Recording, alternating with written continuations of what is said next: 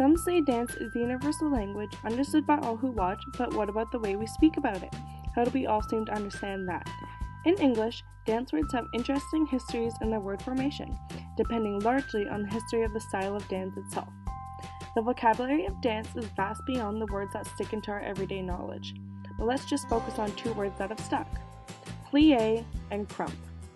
Different in their physical movements and histories, but both known to most native English speakers. Ballet is considered a classical form of dance known for its elegance, perhaps a more old-fashioned visual art, but nonetheless relevant in our cultural landscape. A plie is described by the American Ballet Theatre as a bending of the knee or knees. It is an exercise used primarily by ballet dancers to increase strength, flexibility, and develop a sense of balance. Ballet itself began in the Renaissance in Italy, but it really developed in France, where the word plie and so many others come from. When ballet became widely popular beyond France, many of the technical words were simply used from the French. In linguistics, we call this process borrowing. That is, the taking over of words from other languages.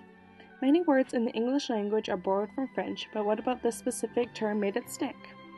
It is hard to pin down. Perhaps it is the relative ease with which this word can be said by English speakers. Plie. It works with the phonotactic constraints of English. However, plier comes a French verb meaning to fold, but we don't use it in that capacity, so its ease of pronunciation cannot be the only explanation. A more likely explanation is that ballerinas, like any profession, have their own jargon to talk about their discipline. Jargon is a special technical vocabulary associated with a specific activity or topic. By using the specific vocabulary, ballerinas communicate in what is called the international language of ballet. They mark themselves as members of a specific group, making them a speech community, which is a group of people linked by a common social organization, making them able to communicate despite any language barriers. But, as most of us are not ballerinas, our knowledge of a few terms such as plie likely come from a rudimentary knowledge about the art of ballet and help us join in a larger cultural discussion.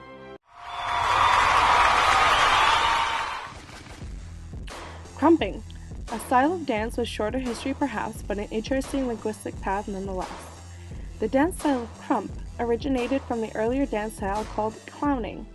Crumping is a street dance popularized in the United States that is characterized by free, expressive, exaggerated, and highly energetic movement. The actual word crump was used in rap lyrics in the 1990s, which crumping is danced to, and in the early 2000s, the dance itself was referred to as crumping. Crumping is also sometimes used as an acronym, KRUMP, which stands for Kingdom, Radically, Uplifted, Mighty, Praise, which represents crump as a faith-based style.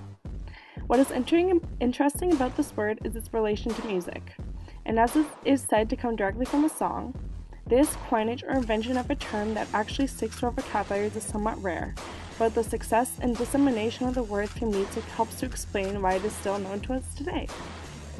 Language in hip-hop and rap subcultures is often characterized by covert prestige, valued by those within the community but not necessarily society as a whole.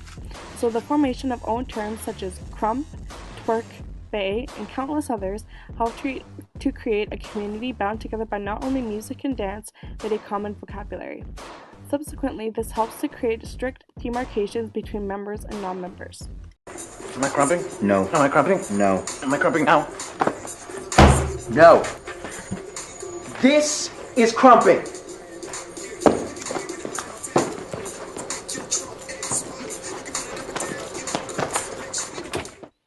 When hip-hop and rap began to become a part of mainstream culture, these terms spilled over into our vocabularies, popularized quite often by songs and artists.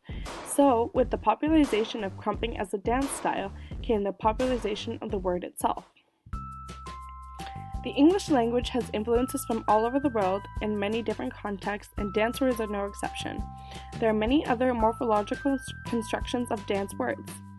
Moonwalking is an example of compounding. A compound is a lexeme, less precisely a word, that consists of more than one stem. The Carlton is an example of coinage, which is the act of creating a new word or phrase that other people begin to use, and more specifically, an eponym. a word derived from the name of a person or place. Masterpiece, probably a translation from the Dutch meesterstuk, meaning piece of work, is calque from Dutch and German.